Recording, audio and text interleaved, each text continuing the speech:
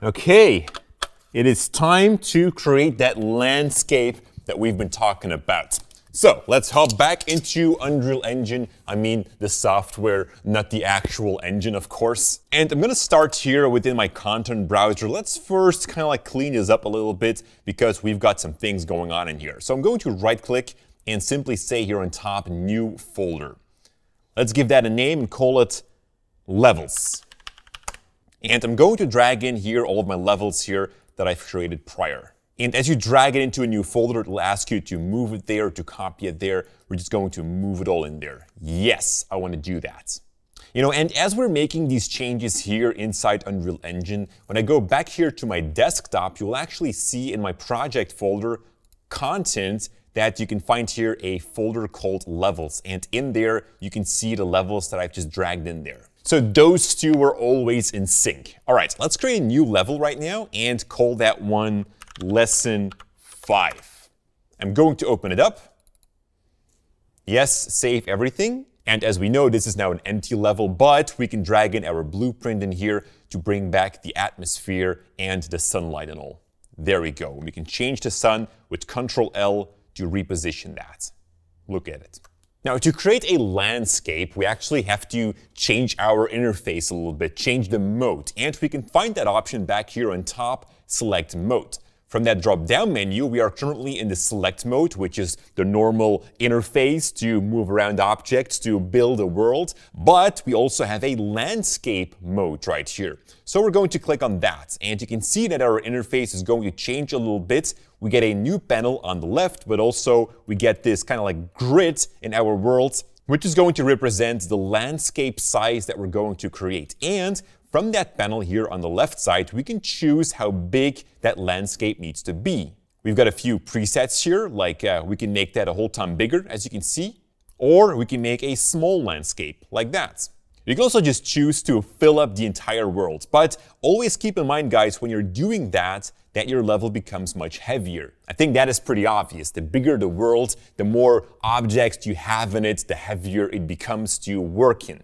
And as you've seen before, you can always change the scalability here on top to something to high or medium if your computer has trouble to render that all in real time.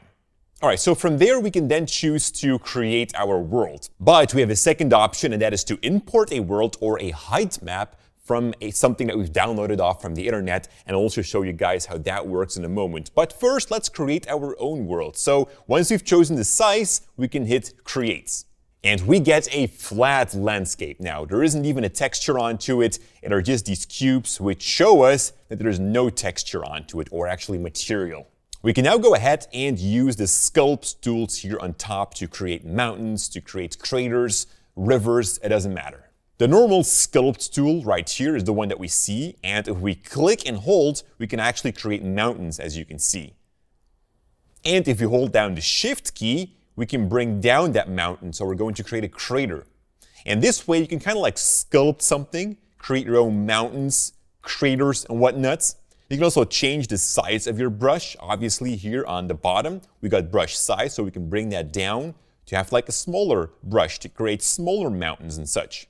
We also have a strength option right here. So if we increase that, you'll see that we're going to create much bigger mountains, much faster. And so this way we can just start sculpting, creating something that we like. Usually what works really good is to have some kind of mountains here in the background, high mountains back here, and some more smaller mountains. I'm just going to decrease that here in the front. That way we get more of a feeling that there is a larger distance, and you can always kind of like go down and just kind of like have a look at your landscape, how it looks from down below. So maybe those mountains here in the back could even be bigger. Let me just increase my brush size a little bit to do that. There we go. This is starting to look really good. So we are creating depth here, guys. We've got a mountain here in the front, one right here, one there, one in the back. So we have multiple layers of height, which is really good. Now we've got a few more options to make our mountains look a little bit better. Like we can smoothen them with the smooth tool right here. We get the same options like the brush size and to the strength of that brush. So this way we can kind of get rid of these hard edges, these hard peaks, just kind of like make things more smooth. We also have stuff like erosion to give more of a natural feeling to these mountains. So we can just kind of use that as well as hydro. Like if it rains, it's also going to shape the mountains a little bit different. So we can use that tool as well and just kind of like go over your landscape like this. And you can see here that we get more of an uneven surface as we go over it. So that is in a nutshell how to create mountains or a landscape. Try to experiment with it because it's nothing more than this. Just go through all of these buttons, see what they do. We also have a ramp option right here. So if we select that one, we can actually like draw more where we want to have a ramp. Let's, for example, create one right here. So we click and then we can drag out where that ramp needs to be. We get 2 points, so we can make one higher or lower. Let's say that we want to have a ramp right here.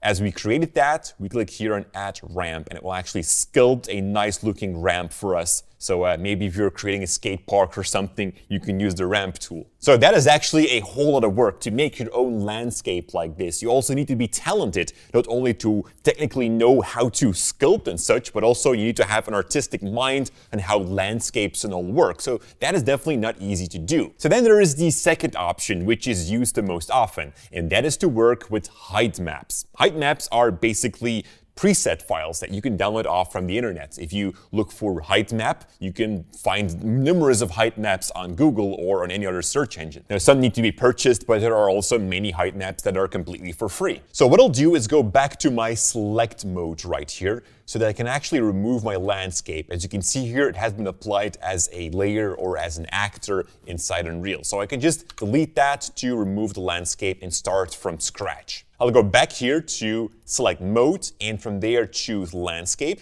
And what I have right here on my desktop is actually such a height map. And you can see that it's actually just a PNG file, a photo, an image file that consists out of dark and bright areas. And this is a way to tell Unreal Engine what should be higher or what should be lower. The black areas are low areas, and the whites are mountains. These are higher. And of course, we get all of these different gradients here in between. You can kind of see these stripes right here, and that is going to make sure that we get nice mountains. So yes, you could also just go into Photoshop and create your own height map and see what that turns out to be in Unreal Engine. You can definitely experiment with that. For now, I will actually place here this height map. Let me just open up my Unreal Engine folder to make sure to go back into that content folder so that everything is kind of organized. Let me just right click in here, say new folder, and call that, I don't know, like assets or something. And let me just drag in my height map in there. There we go. All right, let's go back to Unreal Engine. Right there. And in my content drawer, I should find here the assets folder back. And I don't see my height map in here. And that is because Unreal Engine needs to reload if we're going to move new items into the project folder. But it actually does detect that. And you can see here a pop-up that says a change to source content file has been detected. Would you like to import it? And we're going to say yes, import it. And you'll now see here in my assets folder that we have a height map. And so we can go here now over to import from file from the landscape modes. And here we have to specify which file that needs to be used. And so we click here on the 3 dots, locate that file into my content folder, assets, here it is, height map, and hit open. And you can see here that automatically now we get these mountains created from the height map. We can then just hit import. And there we go. Look at that, guys. We got a realistic mountain. As you can see, this one here looks a whole lot better than if we would sculpt one ourselves. And definitely with the fog and everything, it's looking really good. All right, we can now go back to the select modes to move around, look around into our landscape, which looks really good, guys. Maybe the fog is a little bit too much. If that's the case, we can always go into our blueprint here, select the exponential height fog property, and just kind of bring down the density so that we can see some more mountains. Look at that. All right, so we still don't have a texture onto our landscape. How do we do that? Well, we know that we can go over to our starter content right here, because in there we can find a folder called materials, and there should probably be something in here called grass. Here it is. And like before, we think that we can just kind of like drag it onto the landscape, but unfortunately, that's not gonna do anything. And that is because materials need to be applied differently to landscapes. With the landscape here selected in the outliner, we go to the properties. And just like any other mesh or model, A material is also a property from it, so we can always change that from here. You can see here landscape material, and if we open up the drop-down menu, we can actually see all of the materials which are already inside of my project, which are all coming from that starter content. So we can just go ahead and just search for grass, and it will locate that grass material. So we can just click on it, which will be applied now to the landscape. Look at that, we got grass. We could also go back to our content drawer and just kind of look for a material that we like the bricks here. I'm just going to dock the content drawer for a moment, which is going to make it a little bit easier. And I'm going to drag the bricks material onto the landscape material property. Like, this is a second way of also applying a material. Of course, this is kind of weird to have a brick landscape unless someone really wanted to put effort into that. But let's go back for grass. So let me just take that again. It's right here. Just drag that onto the material. And by the way, guys, let me just go ahead and create a shape real quick. Let's create a sphere, drag it into the scene. This works the exact same way. If we select that sphere, head over to the details from it, we can also find, again, a material option for that as well. I just have to look right here. So we could also change the material of that sphere by also going into this option and just browsing through all of the materials that we have, such as this kind of brick wall thingy. Like, you don't have to always drag it to your actual mesh. All right, looking good. I'm going to delete that because that was just a demonstration. Let's make this landscape a little bit more vibrant now with some foliage, some plants. But that is for the next lesson. All right, it's time to paint some flowers or some grass or whatever you want, some foliage into our landscape. But before we can do that, I first have to enable the foliage option in the engine. Hang on. Okay, it's up and running and everything seems to be stable. The engine is still going. All right.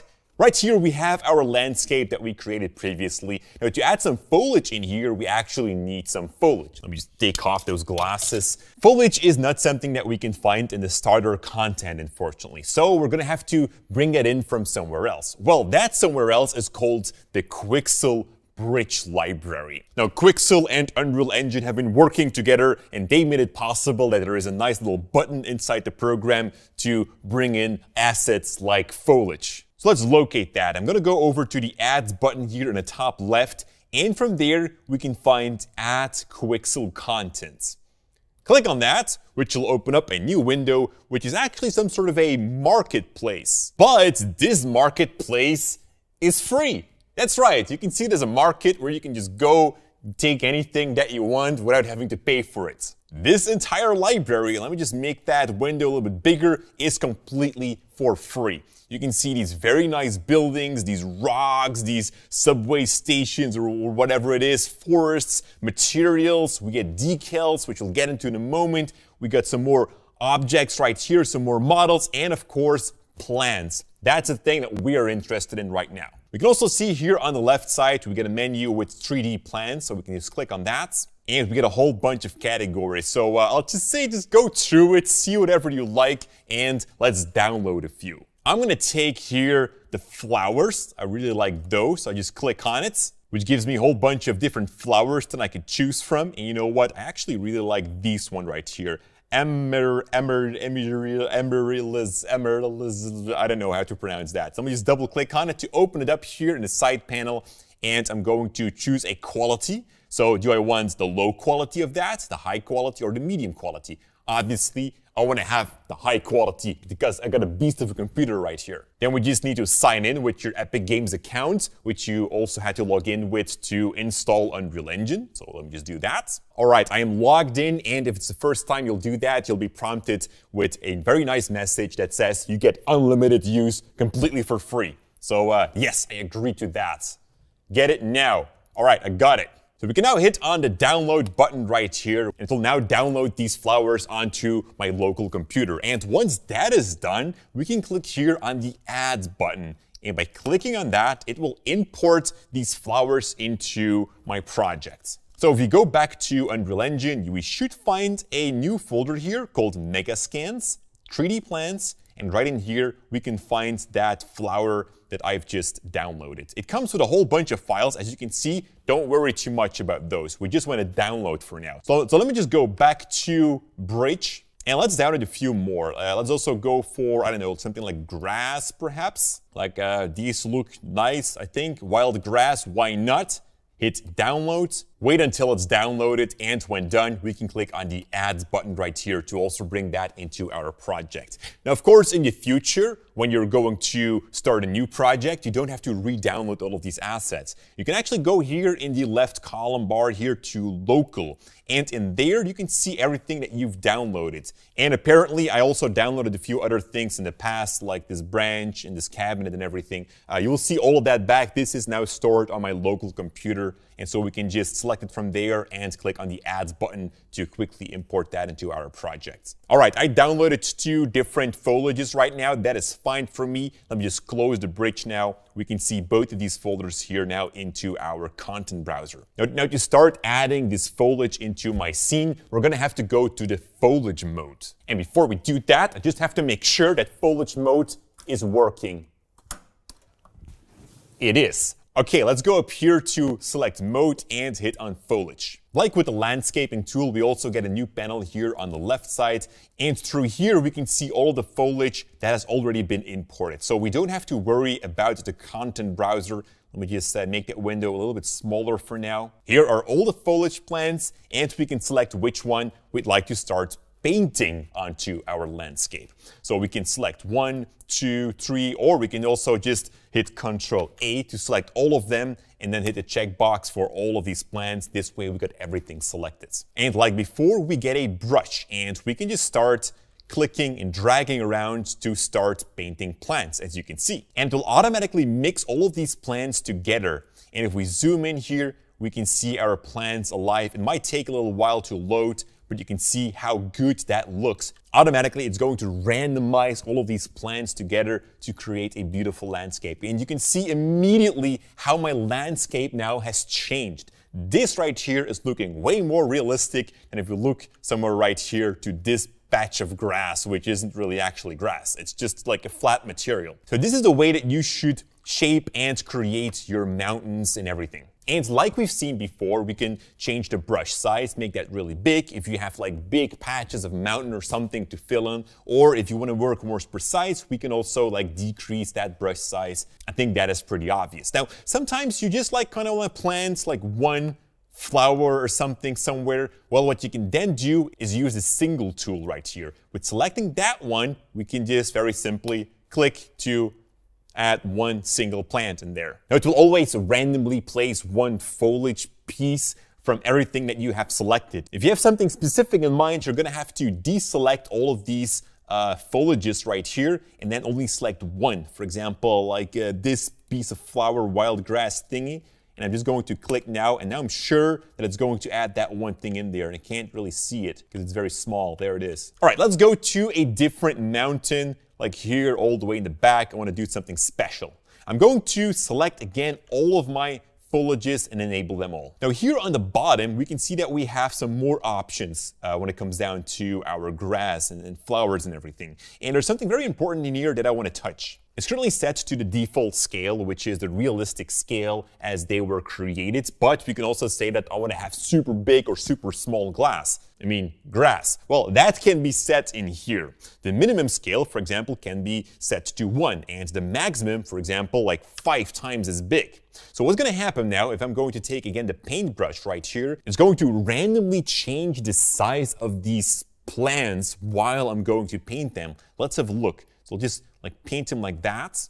And let me just zoom in here to see it better. And you can see that some of these flowers are bigger than others. You can see it here very well where we have, let me just take my select tool. You can see here these flowers are much bigger than these. Well, they sit somewhere between 1 and 5 scale. So that way you can get more random flowers and grass painted onto your mountains. All right, starting to look really good, guys. Let's go back to our original grass right here. Now let's say that we accidentally painted something that we didn't want to. Well, of course, we also have an erase button right here in erase mode, which works the exact same way. We just paint over it to remove the grass. There we go. It's all gone right now. And we're gonna have to start all over again. But that was just to demonstrate that there is also an erase tool. All right, let me just paint those back or hit Ctrl Z perhaps to just bring them back to redo my action. Now these plants right here sit very static. They don't really move. There's no wind. And it happens to be that in the real world there is wind. So let's add some wind in there. Now to do that, I'm going to have to enable the wind option.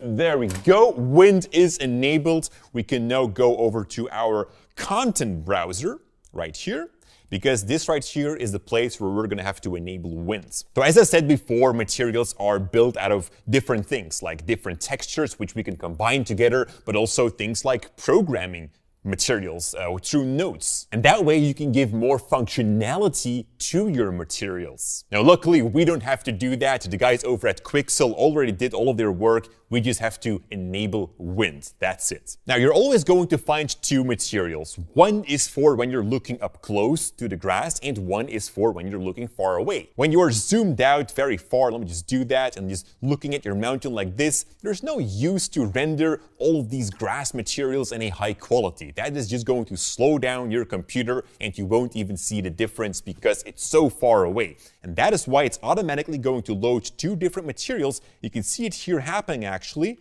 When I'm going to zoom in, you can see that my flowers and everything are going to load in a second material, which is more high quality, more detailed. That is why we've got these two options. All right, I'm going to open up here one material, just double click on it. And on the right side, we get a whole bunch of options. So we can change the opacity, the translucency, the roughness and everything. But we are interested here in wind. So we'll enable that option and then say enable wind.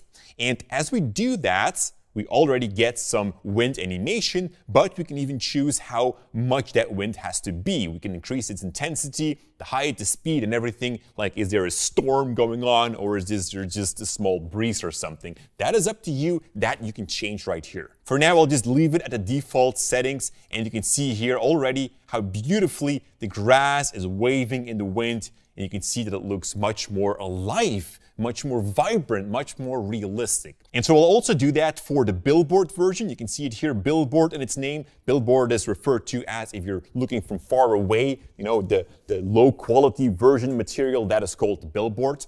So I'll just double click on that as well, and also from here enable winds. There we go. You can close that window again. And we're going to do the same thing as well for the flowers. So open up that folder, double click here on this material, scroll down, enable winds. There we go. Close that. And also for its billboard version. So that if we zoom out, that we can still see the flowers and everything kind of move. Look at that, guys, how cool this looks. There's winds. How awesome is that? So remember, if you have downloaded multiple types of foliage, then you want to enable that wind for every material that you have downloaded. And that is how you can add foliage to your landscape, guys. So go ahead and practice this right now. Make your landscape more vibrant, more alive with plants, flowers, and grass, and make sure to enable the wind. I'll see you guys back in the next lesson when we're going to talk about 3D models. Yeah, I know, but I have to demonstrate all of this. I'm sorry. Oh, I have to hang up. My student is back. Yeah, call you later. Bye.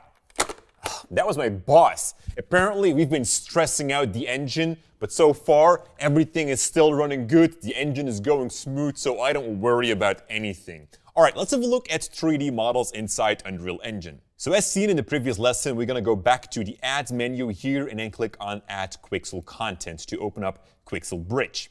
And from here, we can find a whole bunch of 3D assets if we go here to the menu on the left. So there are a whole bunch of categories that we can choose from. For our example, the landscape, we are going to click here on nature and look what that has to offer to us. Now, here's the thing. Unreal Engine is not a 3D modeling software. We use dedicated programs like Cinema 4D, Blender, Maya, etc. for that. You know, the only official options that we have is to create a cube and a sphere, as we've seen. But you know, we don't really use that unless it's for a wall or something. So 3D models, we either create them in a dedicated program, we download them from the internet, or we download them from the free Quixel library. So let's look here for some interesting rocks that we could make our landscape a little bit more interesting with. Maybe this here looks really good. I'm going to click on it, and here on the right side, we're going to choose something else for the quality. Now, instead of high quality, and I'm sorry that this here is a little bit bugged, we can see tundra what comes from the related collections here, which is on top of my menu.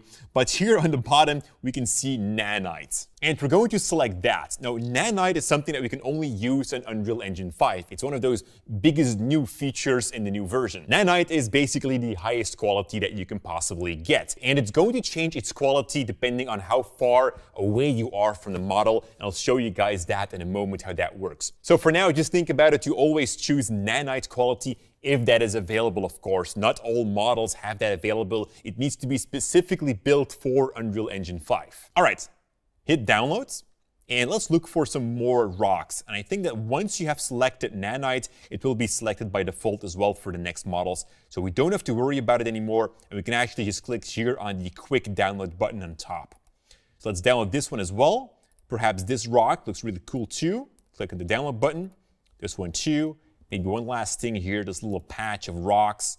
There we go. All right, what else do we have under nature? Maybe something else than rocks. I see some trees here. Now, trees is something different. We are not going to find that back in the Quixel library just yet. Maybe it's coming to it.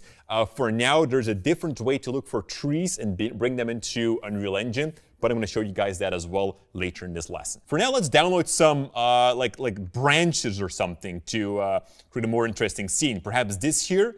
Download that. Here's a small branch as well. Let's download that too. I don't like these half-capped trees or half trees, so we'll not download those.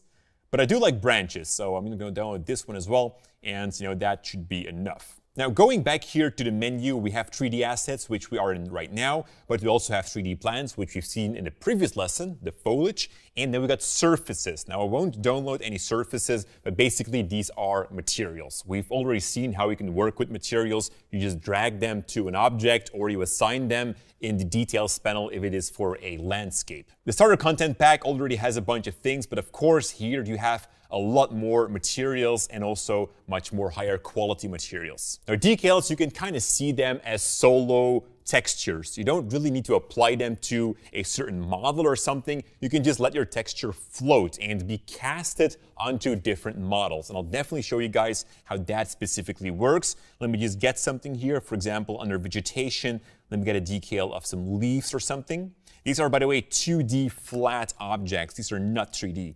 So right here, we've got a bunch of leaves. Let me just download that. Now, you can check out the progress of your download if you go here to the top and click on the download button, which gives you the queue of everything. And I see that everything has already been downloaded. No, it's not. That's not true. There are two more elements here. The tundra mossy boulder and the tundra rock formation are both still downloading. So we'll wait for those to complete. And once that is done, we can start importing them into our project. So let's go over now to the local folder here on the left. Click on local. And from here now we can see the collection of everything that has been downloaded onto our computer. Now at a certain point, you will have a lot of 3D assets in here. And then you can use the filter option here on top to look more specifically for certain objects or 3D models that you want to look for. But okay, let's import these now into the project. So I'm just going to hover them, and here you can see the export nanite option. So just click on that to add it to the project. I'll do the same thing for this formation. Also, this branch right here. We got this branch as well. We got this decal right here. Let me just add that too. Got some more branches. All right, there we go. Everything should be imported. We can now close the bridge, and we should see all of these downloads back here in the Megascans folder. We got them nicely sorted by 3D assets, plans, and decals. So let's start with the 3D assets. Just open up that folder, and we can see a bunch of more folders, each representing a model that I've downloaded. So let's open up the first one, that tree, and you'll see that it always comes with a bunch of different files. It's never one 3D model. I'm just going to make this screen or panel a little bit bigger. On the bottom here, you can see what kind of object that it is. So this here is a material instance. Then we got the static mesh, and we got 3 textures. So the way that this is built is that we have our mesh, which is the model itself. Then we get 3 textures right here, and those 3 textures are being mixed together in a material to create the correct look for the texture, actually. And so this material right here is being applied onto the 3D model. So let me just show that to you guys. I'm going to drag in this dead tree into my scene. It's going to load everything as I do so. Like the first time you're using a model, it will always kind of load pretty slow. But once it has been done, you can much more easily duplicate and import new models, of course. There it is. It has been imported. And maybe at this point, I might want to decrease the quality a little bit because my beast of a computer is eventually starting to get a little bit of trouble. So let me just put this to high or something of a quality setting. All right, so here is my branch. And in the meantime, you can see that these thumbnails have also been loaded. Here are the 3 textures, by the way. You can see that it consists out of a normal texture, a normal map, and a UV map. Combining these 3 together creates that material. So if I select my branch right here, we can see more of it in the details panel. And you can see here under materials that material, this one right here, has been applied to it. So that is just to understand how these things are built. All right, so we've got our branch right here. It's kind of like sticking out right now. Let me just put that flat. I'm going to press the R key on my keyboard to turn that around and to kind of like lay that flat on the ground, like in the grass. This is actually looking really good. We have some more models. Like here we have this dry wood kind of thing. Let's drag that into the scene as well. Maybe this one is a little bit too small, so let's increase the size of that.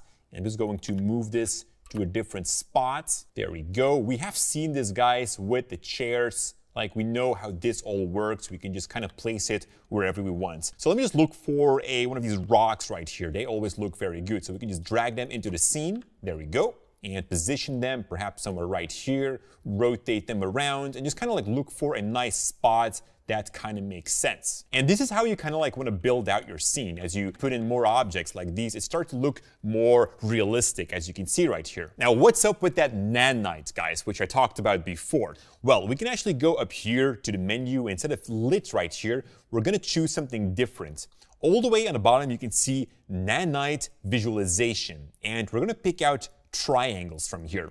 This will show all the objects that are nanite compatible or that have that nanite feature in them. If it doesn't have that, like the landscape itself, you won't see anything, it's just black. But you can see here how these rocks have all of these triangles, and that is kind of like the quality setting of that rock. And you can see that the further I go away from that rock, that these triangles here start to change, they get bigger. So the further that I get away, the more the quality decreases. But that's a good thing because after all, we're gonna need to work with performance as well. I mean, we wanna have the best quality possible, but unfortunately our computers cannot run that. So that is why Unreal Engine needs to do something in terms of performance so that we can run smooth or work smooth in Unreal Engine. And nanite is a solution. It features a high quality asset when you're up close, and still a high quality asset from far away, although it has been decreased in quality, but we don't notice that. It adaptively changes so that the naked eye still recognizes it as a high quality asset. All right, let's disable that right here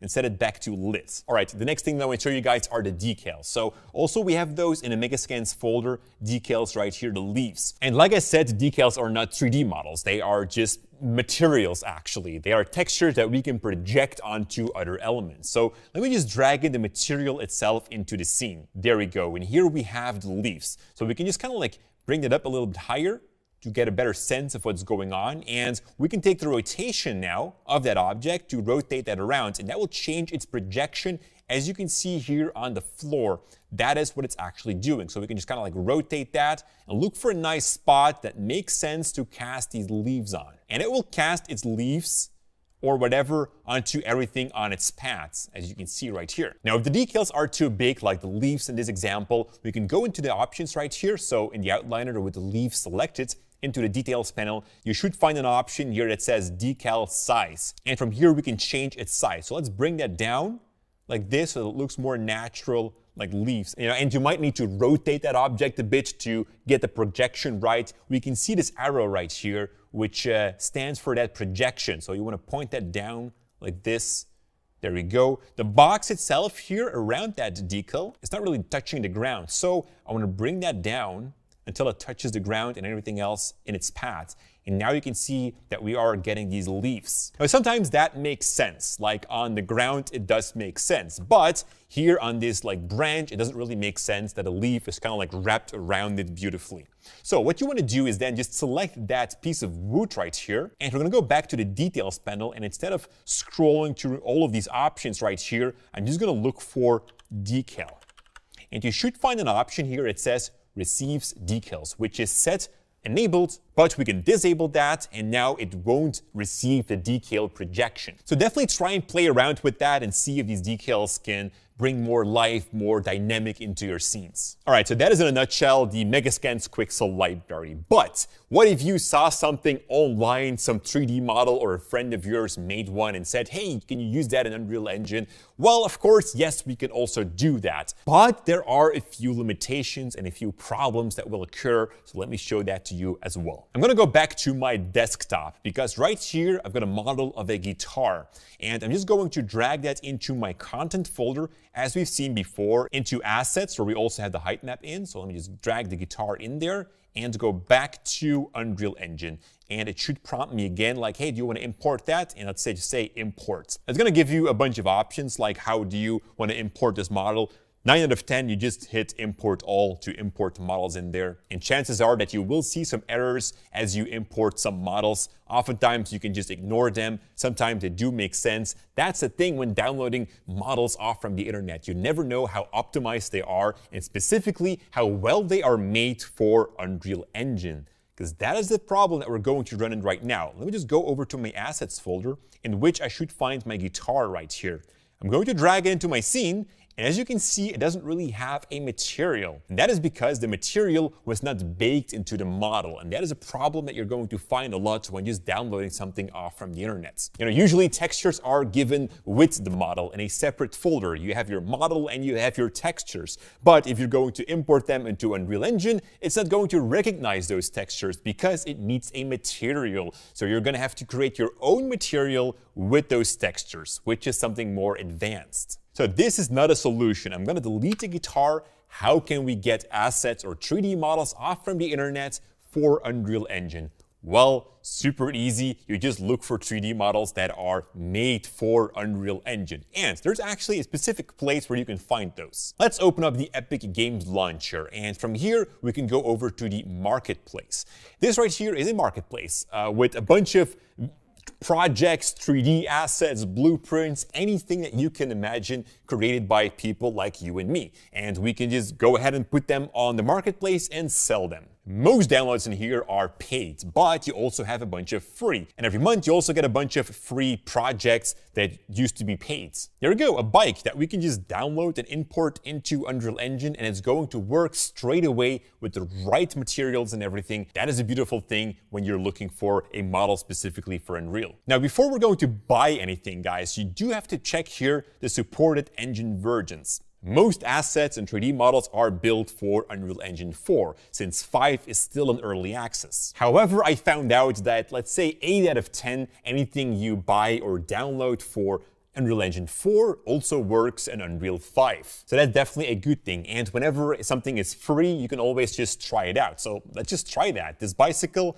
let's hit download now and see if it works in Unreal 5. Okay, I've purchased it. Now let's add it to a project. I click on here and it's going to say like, hey, I didn't find any compatible projects because it's going to look for an Unreal 4 project. Well, we can just say here on top, show all projects, and then click on our Unreal 5 project. It's going to say like, hey, that doesn't work. It's an Unreal 5 project. Well, then you just say, okay, it's an Unreal 4 project, but actually it's an Unreal 5 project. So we're tricking it into something there. All right, let's add this to the project. Click this button and it's going to download and import into your project automatically. All right, it's back to Unreal Engine and we should find a folder now, bicycle. And every project is of course made up differently because these are just made by people like you and me. But usually they are organized pretty well and we should find a folder here called meshes. These are the 3D models. In Unreal, we talk about meshes. So double click on that and we should find our bike right in here. Now, since this bike has a bunch of animations and such, we get some more meshes, but we'll just take the standard bike mesh for now and just drag that into the scene. And you will see that we get nice materials here on the bike. We got the tire there, the metal and everything. All the colors, the textures are in place because it's been made for Unreal Engine. Now, I probably don't have the rights to use this bike into my course, so I will actually delete it now. Unfortunately, I can't give that with you, but you get the idea, guys. Just go through the marketplace, see if you can find something interesting, and just use that in your project.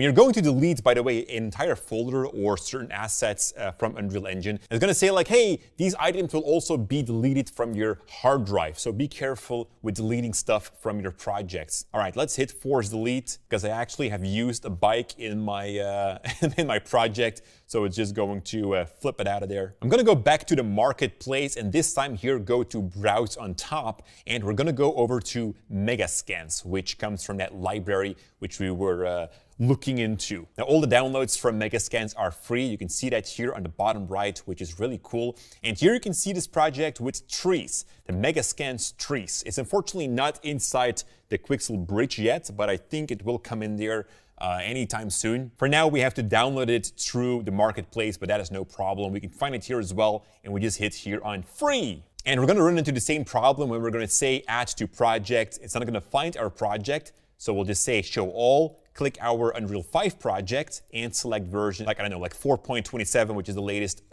version from 4. Hit add to project, which will now all download and be imported into my project. All right, they're added to the project, so let's go back to Unreal Engine, and somewhere right here, Black Elder, under Geometry this time, we should find back somewhere Simple Wind right here. Here we can find all the trees, and we can just drag them into our scene, some very realistic trees. Let's do that. And the textures have been loaded. There's our tree. You know what, this actually looks really good in the background, so let me just move that back somewhere right here. And if we hold down the Alt key, we can make duplications of that tree, perhaps rotate that a little bit like so that it is not looking exactly the same. Let me just go a little bit closer here on that tree. There we go. We could make like this row of trees or something. And if we're going to take a look from here, it actually looks really good. Like a real landscape with trees and everything. Really awesome, guys. And by default, it already has some wind going on right here. But there's something really cool that we can do with these trees. If we actually select them, we can go here into the material options, and we have a bunch of materials like the actual tree itself, then the leaves, the branches and everything. And if we selected leaves, for example, just double click on that to open up its material. And like we've seen with the foliage, the plants, we had wind options in there. Like we also have here some more advanced wind options, but we also have the seasons option. So we could enable winter from here. And if we do that, it has to load in some new textures. But as we do that, you can see here that this tree lost its leaves because it's now winter. How cool is that, guys? And if we disable that again, the leaves come back as it is spring or summer or something. So you have a bunch of options in there as well. Definitely have a look around in there. But this is how you can add trees to your scene and just kind of like make your landscape a bit more realistic, a bit more vibrant, a bit more alive. Now it's time to take it to the next level and actually start to create a landscape that looks really good and really realistic. It's going to be important how you place your elements and everything, but that is for the next lesson. Thanks for watching.